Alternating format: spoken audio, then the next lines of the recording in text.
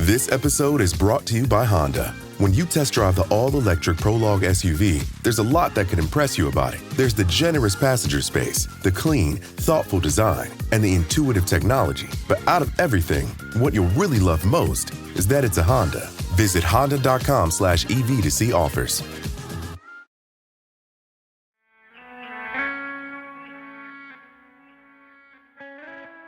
Hey everybody, this is the Female Athlete Podcast, Hear Her Sports, and I am your host, Elizabeth Emery. Today, I have another fabulous episode to share with you. I am talking to Alexa Brabec, who is a U.S. national team member in Nordic Combined. Nordic Combined is a combo of ski jumping and cross-country ski racing. It is a very odd pair, but fascinating because it requires so much of the athletes. Alexa tells us all about her sport, what it requires, tactics, what it's like flying through the air, and training with some cool indoor tools. She insists it is not scary to ski jump, but let's get real, she took her first jump when she was really young. A main point of talking to Alexa today is to learn about why Nordic Combined is not an Olympic sport for women. The men's event has been part of the Olympics for 100 years, since the very first Winter Olympics. With all the talk of reaching gender equity in the Olympic Games, this sure seems like a gross misstep. In 2022, the Olympic Committee made the surprising decision not to include the sport in 2026. As you can imagine, this was a huge blow, so now Alexa and her colleagues are trying to get Nordic Combined into the 2030 Games.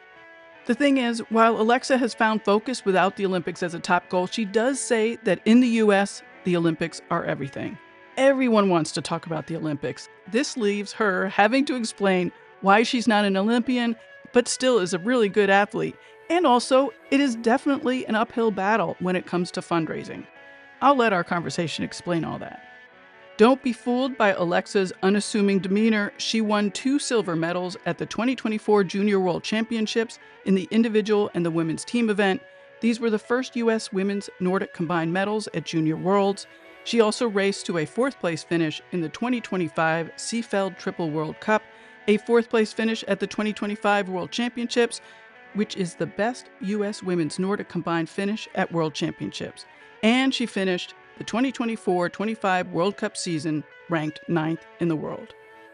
Also, Alexa tells some great stories and has a terrific way of explaining components of her sport and training. She's been involved with and is informed about all the work that is being done to get women's Nordic Combined into the Olympics. So she has inside scoop for us on that too. Let us welcome Alexa Brabec, U.S. Nordic Combined national team member. Hello, Alexa. It's great to talk to you today. I'm really looking forward to finding out about Nordic Combined, more about Nordic Combined, I should say, because I don't know that much. So thanks for joining me. Awesome. I'm really excited to be here. Cool. Well, I think it would be helpful if you first introduce the sport. What is Nordic Combined? How does it work? Maybe things that we should know about if we want to watch. Yeah, so Nordic Combined is the combination of ski jumping, which is for distance, not tricks, and cross-country skiing, but only the skate discipline, so we don't classic ski. So in a competition format that typically looks like you jump and then the points from the jumping are then converted into a time back from the leader. So the winner of the jumping starts at 0 and then everyone starts however much back from the leader, and then the first person to cross the finish line wins. Can I ask you a question there to interrupt you a little bit? How do those points work? Because I saw somewhere that there's some sort of style points in addition to distance. Yeah, so you get distance points, which are not, the distance points are not based just on, how many meters you jump, but it's actually a calculation from the K point, which is a point on the hill that, you want to jump. And then the style points there's 3 parts of style, so you get judged on your flight, your landing, and your outrun. And there's 5 judges, and the max score is 20 points from a judge. And then there's deductions for various things with style, like being asymmetrical, moving your arms a lot. And the big one is landing in a telly, which is 1 foot in front of the other. So if you land with 2 feet or you land in a squat, that's a very big deduction. And the style, like if you jump to that K point and you have the like average style, they're supposed to be 50-50. It doesn't always line up like that, but yeah. And the K point is, I mean, I hate to use the word should, but what you should be able to jump? Does everybody Yeah, jump at least to the K point? no. Oh, okay. So there's like kind of 3 points that get marked on the hill. You have the P point, the K point, and HS, which stands for hill size. And I would say not everybody is making it to K, and they usually like the jury and like the people organizing the comp, they want the top jumpers to be jumping in between K and hill size. So they don't want you jumping farther than hill size because that's when you can start getting hurt because it starts getting flaps. So you have your top jumpers jumping between that K and hill size point, but the rest of the field are sometimes jumping shorter than that. But your aim is to jump as far as you can. Yes. Okay. Just wanting to clear that up. And what is it like to go down that ramp? Because there are 2 little tracks that you have to stay in. And the first thing I thought was like, would I be able to stay in those tracks? Well, you can't really get out of the tracks. Okay. Well, that's good. Like, yeah, so once you like get off the bar and you get in the track, like you're going, you can't really bail out of a ski jump or like out of not doing it once you're in the track. So Do you want yeah, to sometimes? I don't I don't want to. Okay, I good. enjoy it. So But it looks, I mean, I don't want to say scary because a lot of stuff is scary, but I mean, there is sort of a fear factor, isn't there?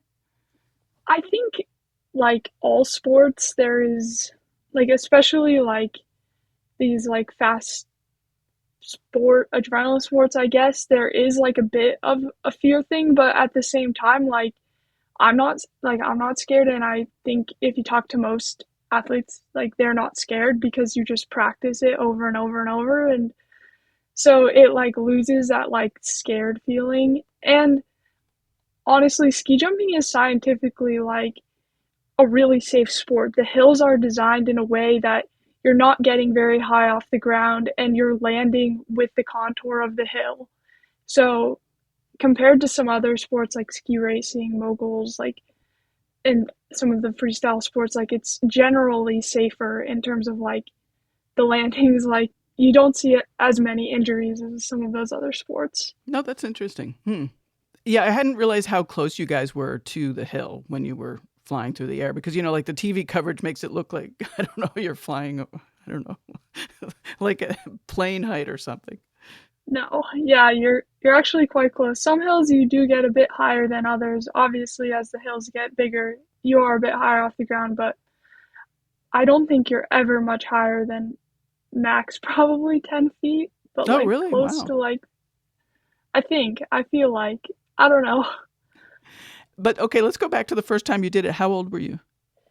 Um, I jumped like on alpine skis on a 10 meter probably when I was 6, 7 years old. Like, Oh, okay. So you started early. Yeah. yeah, but I didn't really get into actually ski jumping until I was 10, 12. I like bounced around a lot of the ski disciplines, trying them all. So And what was it about Nordic Combined that attracted you? I think I really, well, I was definitely attracted to the ski jumping portion first and the jumping, which is kind of ironic because at the time I was doing moguls and freestyle and I was like terrified of the jumps in a mogul course, but like loved the ski jumps. Um, but then the program in Steamboat that I was a part of, they just kind of pushed you into Nordic Combined, and there wasn't so much an option to only do ski jumping, which turned out great for me because I ended up really enjoying or starting to enjoy the cross country part and the endurance part as I got a little bit older. So, yeah. It is an interesting combination because they're very different. I mean, they require different mentality, different skills, different physical gifts and training. Yeah, they are very different. How do you manage training for both? I mean, fitting it in, because it's a lot. I would think it would be a lot of training. Yeah, it definitely is a lot of training, and it's a lot of very different training. Like, obviously, for cross country skiing, it's a lot of getting minutes, going out in the summer, like running, biking, roller skiing, and then in the winter, a lot of cross country skiing and running. And then, like, the jumping is a lot of, like, obviously jumping on the ski jump, which just takes, like, a lot of time to take a jump, and you're just there. And then also, there's a lot of technique as a part of ski jumping, so we spend a lot of time at the gym doing various technique sessions, and then, like, power and strength and that stuff. So it really, there's, like, no part of athletics, I feel like, that isn't covered in Nordic Mind. Like, you have to have the slow twitch muscle fibers and the endurance for the cross country and, like, being strong, and then you have to have the fast twitch for ski jumping and be flexible. And so it is, like, a really tricky balancing act. And you see a lot of times that, like, certain athletes, like almost every athlete that does Nordic Mind, has a stronger discipline, because it's hard to get them totally equal. Which are you better at? Well, I I would say probably the cross country aspect, but I've actually made some really big steps in my jumping, so I'm hoping to be able to say that I'm a better jumper at some point, but That's cool. I think right now, cross country. In terms of tactics and sort of strategy in the event, is it better to be better at one versus the other? It's a little bit complicated. So we have different formats. So right now we have three main formats. You have a Gunderson, a compact, and a mass start. And the Gunderson is, like, the one that is, like, the most common, and that is where you jump, the points are converted to time back, and then you race. And so that's, like, kind of the average.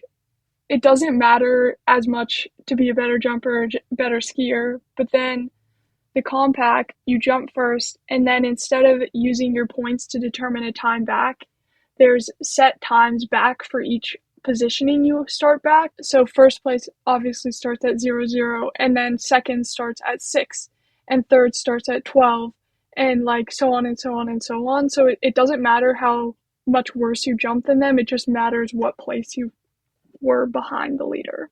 And so Oh, wow, that's interesting. yeah, and it's a pretty new format, but that means that some of the people that are less strong jumpers and stronger cross country skiers are able to ski up a lot during the races, because also the times are, like, very condensed. It, like, starts at 6 seconds, and then as it goes, the gap between positions, it gets smaller down, and then at a certain, it's like 25, it becomes a mass start then, and then everyone starts at a minute 30, which in Nordic Mind is, like, in a Gunderson you can have people, like, starting in the end of the race, starting, like, 4 minutes back. Wow, big so difference. It really yeah. condenses the race. Yeah. And makes the cross country portion way more important.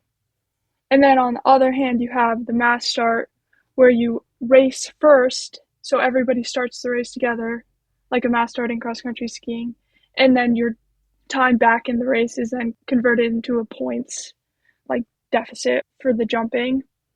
And, like, in a mass start, you are able to work together with more people, and so the finish times end up way closer together for the cross country. So, like, the people that are less strong on the cross country course can use other people to pace off of to have a better cross country time. Oh, interesting. So is the Gunderson, you said it was the most used, is that what is used for world championships and things like that? The bigger races? Yeah, so at the last world championships this year, they used a mass start and a Gunderson for the women. And then for the men, they had a Gunderson and a compact. So you had two events. Yeah, we had 2 events. Okay. Do you prefer one kind of race versus the other? Well, as a stronger cross-country skier than jumper, I guess, like, I've had better most of my top results have been in a compact. Okay. Interesting. All right. Yeah. Do you, I mean, well, assuming you do, you have some sort of tactics that you go into these races with. So what are you thinking about for yourself? I'm assuming also that with the ski jumping, there aren't really tactics. It's just doing your best jump. Yeah. I mean, I think I think a lot more about ski jumping than cross-country skiing, but the cross-country, like, I don't know, me and my coach will usually work on a plan of, like, who to try and pace off of and who to chase. I think that's one of the really cool things about Nordic Combined is, like, you end up having girls that are you think are slower than you or know that are slower than you in front of you to chase, and then you can also have people behind you that are faster than you chasing you. So there's a bit of like strategy there in terms of like, okay, like, do I try and catch so and so? Do I wait for so and so to catch me and then try and hang on and ski with them? Like, which I think makes it kind of interesting and fun. Mm-hmm. You are right now in Norway, and you're sort of in a training camp. Yeah, I'm in Lillehammer, Norway right now. Tell me a little bit more about that and how that came about and how you ended up being in Norway. And you're there for a while. Yeah, so 2 years ago, Norway like the Norwegian Nordic Mine Federation team decided that they like wanted to help bring up some of the smaller nations and partner with them and help provide like coaching and their expertise. So they partnered with the Estonian team, the Kazakh team, and then our team, the US team. So at this point, all of my coaches that I work with are Norwegian, and I've been basing most of my training out of Lillehammer. I still go home to the US during the off season and for breaks and stuff, but yeah, most of everything is in Norway now. Was that sort of deal with Norway part of their attempt to sort of progress the sport as a whole? I think yes, it is an attempt to progress the sport and also try and get for the Olympics and that decision. Like, one of the things that the Olympics kind of pointed to was that they wanted to see some more smaller nations, or at least not just Norway, Germany, and Austria, which are the big nations in Nordic Combined, winning everything. Right. So Norway kind of stepped up and has, yeah, been helping drag the US up. And then some of the other nations have, like Germany and Austria, have also been, I think, having some of their own smaller partnerships with some nations, but I don't know that much about those. Before we go further, why don't you introduce this whole thing that Nordic Combined for Women is not part of the Olympics, and it's the only winter sport that does not include women. And the men, you're going to correct me on the number of years, but have been part of the Olympics for a long, long time. Yeah, the men were in the first Olympics, so 100 years ago. So they've been in the Olympics for 100 years. Nordic Mine's an original Olympic sport, and the women are not in it. And we are the last sport in the Olympics without gender equality. It is like relatively new in terms of like building, but the IOC had said that they would, had we completed these steps, we would be in the Olympics this year in 2026. But then they decided in 2022 that that wasn't true and that they were not going to add us for 2026. So now we are working to get into 2030. This kind of thing just really blows my mind. So I have trouble formulating questions, but let's just start with like, how did that feel in 2022 when you found out that it wouldn't be an Olympic sport in 2026? I was obviously pretty devastated. Um, we thought it was a pretty sure thing, or I at least that was what I felt. So it was also a pretty big surprise. That was my junior year of high school in 2022. So I was also like really contemplating like should I like do I have a future without it in the Olympics? Like what does this mean for the sport? What does this mean for me?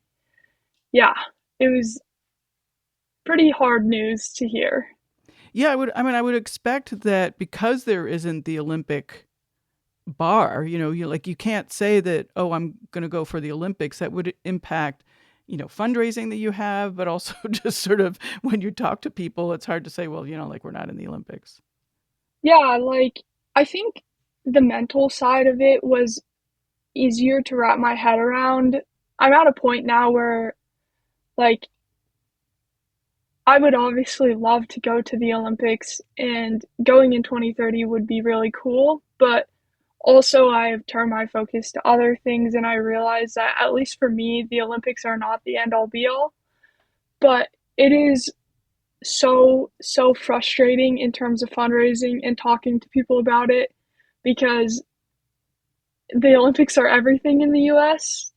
Like everybody wants to know about the Olympics, talk to Olympians, that stuff. So it's really hard to like sell that I'm like a good athlete when I can't say anything about the Olympics. And then also most of the support is given to Olympic sports and athletes, like in terms of funding. So that makes it even trickier to be able to compete in this sport and yeah, pay for it. Yeah, yeah. Did the decision by the Olympic Committee change the funding that the U.S.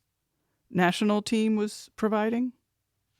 Um, there's a long history with Nordic combined in terms of the US team, but the recent Olympic decision did not affect or did not change it in any way. We haven't really been funded by the US ski team since after the Vancouver Olympics. So there wasn't really any funding to take away, I guess. Okay. Well, that's too bad. Do you think it would change if it did become an Olympic sport? I think it 100% would change.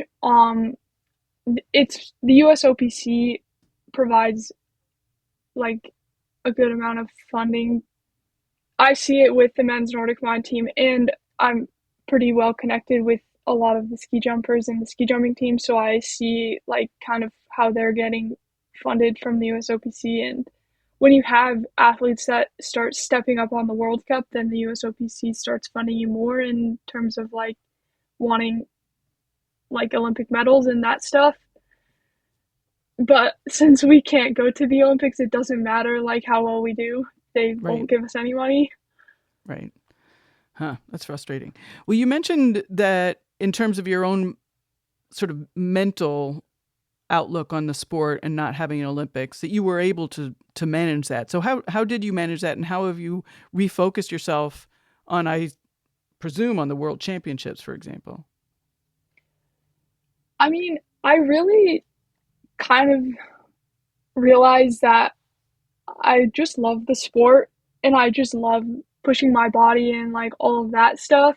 So I kind of stopped focusing so much on just results in general. Like I didn't have big goals going into the world champs. I actually didn't really have any sort of result goal.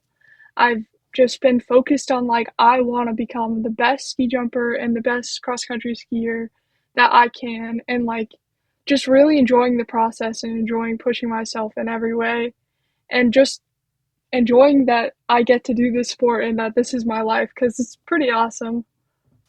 You're talking about something that I've been thinking about a lot lately, is this idea of how do you, I mean, I guess balance process, the day-to-day training with having to show up for a competition and be the best on that day and care about that day and care about competition. And it sounds like you've thought about that.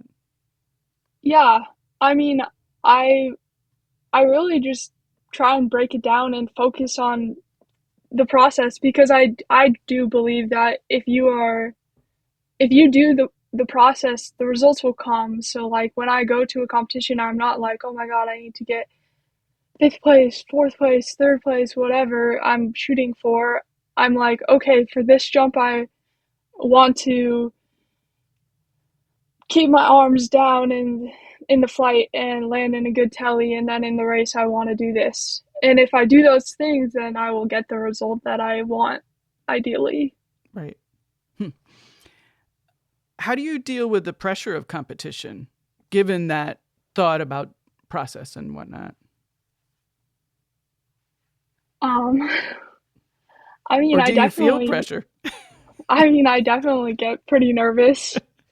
Um, but I mean, been working with the sports psych for a couple years now, and we've worked a lot on like mental preparation and like just knowing what works for me. And like I know that I just need to keep it really simple and just focus on the little tasks for ski jumping and the little tasks for cross country skiing. And if I focus on that, then I like won't be worrying about all the other things that I could happen or may, I don't know. Well, that's where I get hooked up, because I actually really love training. And I think it's because in the training, I go into it with sort of this experimental attitude, and like, I just want to see what happens. And isn't it's exciting to push myself so far? And then in competition, I get nervous about like the outcome, which is something I never think about in training. And I haven't figured out how to take that attitude that I have in training into the competition. Yeah, that is like really tricky. I don't know. Also, just having like people supporting and knowing that like the outcome, the actual, like the people will be supportive of me whether or not I get the desired outcome or not, like, is helpful. Yeah, maybe it's simply I'm worried about letting people down or something when I compete. Interesting. Yeah, I don't know. Yeah. Is there anything that you want to say or add more about the Olympic situation and trying to work to get it in the Olympics in 2030? Um, I guess just if people can watch, that's one of the main things that the IOC is looking at, is that people are watching Nordic combined, following it on social media, watching the races, that kind of stuff. Are you guys, the women or Nordic combined altogether, are you doing anything concrete to try to get it into the Olympics? I mean, is there some sort of actions that you've been doing? So the two main reasons that the IOC said or explained for why they didn't add it for 2026 was a lack of viewership and a lack of nations doing well. So the FIS has been working to improve viewership numbers and TV stuff, and then also like growing social media. It's really tricky to add nations to a sport. Like, there's not really ski jumps that many places, but I think these partnerships with smaller, like bigger nations helping smaller nations has really helped in terms of like getting some of the smaller nations competing and doing well. And then within the US, me and my teammate Annika Malasinski have been trying to just promote the sport. She made a film talking about it that's been shown at some various film festivals. We've done some panels. So really just trying to advocate and clue people in on to this amazing sport. Yeah, it's sort of, I mean, it is hard because there are no Olympics where you would get a ton of viewers, no matter what the sport is, as long as it's in the Olympic, viewership happens. So you are fighting a battle. I think what you're doing is great. Yeah, the TV one is also like so frustrating because, and I just saw something about like women's tennis is like they're saying like you have low viewership numbers, but they're not shown at the prime time. It's like the same with Nordic Mind. Like, it's super difficult to watch outside of the top nation countries. You can find it in Norway, you can find it in Germany, you can find it in Austria, but it's pretty hard to find in the US or like some of these smaller nations. Like, so that makes it like tricky to grow the viewership. Yeah, and you also need good commentating, because without good commentating, particularly in a sport that people don't know that well, good commentating is crucial. So people understand and learn the characters and all that kind of stuff. Yeah. Are you able to watch it in Norway? Yeah, you can watch it in Norway on NRK and Viaplay. You can watch it in the US on US Ski and Snowboard Live. And then also when the competitions are in Austria, you can watch it on Peacock. Oh, So you can watch it in the US. They're just paid subscriptions and yeah. right, right. Okay. Well, I want to get back to training a little bit. Describe more about your situation in Norway, like where you're staying, who else is there, and, like what your training days are like, maybe. I'm based out of Lillehammer. The US ski jumping team also lives here or is like based out of here. So I have an apartment here and I live with one of the ski jumping girls. The rest of the Nordic combined team actually lives or is primarily based out of Trondheim, Norway. So we're like really integrated with the Norwegian team. So I train with other Norwegian athletes and with Norwegian coaches. And so your only coaches are the Norway coaches. Yeah, like we have coaches that are American coaches, but they are from Norway. Mm, And then we do have a domestic coach that is American that primarily works with the junior team and then travels to some of the bigger events like world right. champs. So describe how training works. And one of the reasons I'm asking that is because I've seen a lot of sort of weird training tools for the ski jump, like indoor training tools, different ways that you can practice the jump without having to actually be on the jump. Yeah, so a big part of it is like for ski jumping is technique. Like I always think about it as like if you can't do it on the ground in the gym, you're not going to be able to do it going 90 kilometers an hour off of a ski jump. So that looks like a variety of things. The main is just doing like imitations of the jumps. So setting your in run on the ground and then just jumping from it static. And then also we do roller jumps or like catches where you're on like a roller board. So it's like roller skis with a board on it. So it's just like flat rolls. So you say your in run on that and you're like moving and then you jump into your flight and then your coach like catches you on your hips, like Dirty Dancing style, I guess. I've also seen where you jump onto just sort of like a big, I don't know, a big stack of mats. Yeah, and that's like the same as the catches just Yeah, onto a mat. yeah. So, I mean, catches are a little bit, in my opinion, a little bit better, like because you're not just like landing on a mat, but It looked like it they would be are the better. same concept. Yeah, yeah. Does that really help it? I mean, and how often are you doing that? Is that something that you're doing all the time? Yeah, so I think they're like super crucial, and it's actually one of the things that like when I moved to Norway and started working with the coaches here, we incorporated way more of it into my training, and I think it's made a world of difference. So typically, when you're going to ski jump, there's like a long warm up, usually like running, stretching, dynamics, that stuff, and then you'll do some technique jumps of other static jumps or rollerboard catches before you go up on the jump. Usually that's like 3 or 4. So like not a ton, but a couple to like get those feelings of like, okay, what are you working on? But also, especially during the summer, like you do a number of technique sessions where you just go to the gym and do technique. So this week, for example, like I did 2 technique sessions where I went to the gym and did 12 to 20 rollerboard catches and like a bunch of just static jumps. Also, like hanging from like a sling and just setting my flight.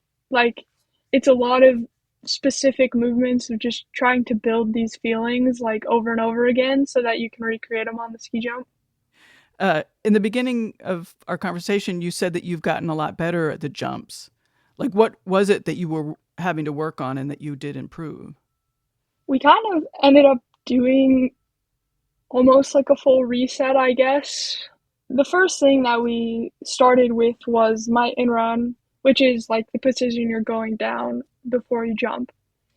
And like finding the right balance point in it, getting it set over, not behind, because that's your starting point. If your in run's not good, the takeoff's not going to be good, the flight's not going to be good. So we started from like ground zero, rebuilding the in run, then started working on the takeoff, and now we're starting to work on the flight a bit more.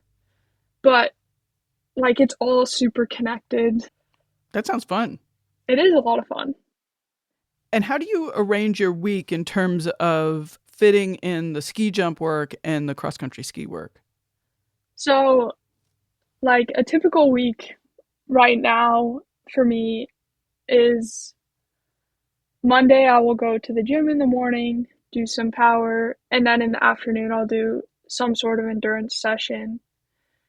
Tuesday, jumping in the morning, endurance in the afternoon. Wednesday, jumping in the morning, endurance in the afternoon. Thursday, jumping in the morning, endurance in the afternoon. Friday, technique/power in the morning, endurance in the afternoon. Saturday, endurance, power. Sunday, long endurance session. Oh, okay. There's no rest day. Where's the rest day? There's not usually, like, I don't have a specific rest day, I guess. Like, usually my days were, like, my Mondays are my easy day because I will usually just do technique in like a 45-minute run. But yeah, I typically don't have like specific day where I don't do anything. Do you take rest when you need it? I mean, are you paying attention to that? Yeah, I mean, I think I'm okay at like Well, I'm paying not attention criticizing. to it, but I don't know. I get pretty like this is what my training plan says, so I'm gonna do it. Yeah. And sometimes I think I get a little bit too sucked into that, but I think it's really important to do your easy sessions easy, and I feel like I'm really good about that, so like I can log a lot of hours and like be in the correct zone and not blowing that up, I guess, which I think is like helpful in terms of not having to take a full day off. And your long endurance sessions, is that on like roller skis or regular skis? What else are you using? Sometimes roller skiing, sometimes running, sometimes biking. Kind of depends on what I'm feeling. And what about technique for cross country skiing? Because cross country skiing is not an easy technique sport. Um, that's actually probably one of my biggest weaknesses is my cross country technique because I have not worked with a cross like somebody to work on my cross country technique very much. So yeah, I don't really know. More room for improvement. Yeah. So the season starts in December, so there's quite a few months left. Do you have goals, either process or competition goals? Like, how are you going to get from today to the beginning of competition? Yeah, I mean I have some general areas of focus. Cross country technique, for example. Um, I'm really working on my symmetry in my flight and my in run for ski jumping, my landings for jumping, and then some like higher tempo sprinting stuff for cross country. Those are like kind of some of the things that I feel like I or areas that could use the most improvement that I'm kind of focusing on. Yeah, I guess goals of working on. Is your schedule set between now and then so you know exactly where you're going to be? I mean, you're going to be going home at the end of June, I think you said. But do you know what you're doing the rest of the time? Yeah, more or less. We the schedule we kind of follow is training starts May, goes until the end of June, and then we take July off. So I will go home in July, but it's like a off with an asterisk, because then I will go home and compete in a like for fun competition in Steamboat, go be around for a camp in Park City, like, and then doing all the other things I like to do. So like off kind of, but not so much ski jumping focused, mostly just being outside moving. And then after that, I'll go back to Norway in August, and we'll have a lot of just normal daily training, maybe a camp in Trondheim. And then in the summer there's some summer competitions, which are summer Grand Prix that are like technically like World Cup level competitions that we have the option to go to in the end of August, beginning of September. I will likely go to those, I think, but I haven't like officially decided or figured that out. And then more training September, and then we have our US Nationals in October, and then we usually take a short break between the end of October and then go back over in November to really start the season, I guess, and like snow. I guess two questions from that, from what you just described. You'll be competing and basing yourself out of Norway during the sort of the official snow season. And then the other question is, all of those competitions that you mentioned before the European season starts, is that on snow, fake snow, grass? Like, how does that work? Yeah, so I will be basing out of Norway for like during the winter season, so traveling back and forth from here. And then yeah, so you can do Nordic combined competitions in the summer. So the jumps have like a plastic material on them, so it's like plastic, and then the outrun is grass. So you can jump in the summer, and then we just race on roller skis. Cool. All right. Yeah. Well, good luck and all that. I'm so glad we chatted, and maybe we can get together again once your competitions start. Yeah, that would be cool.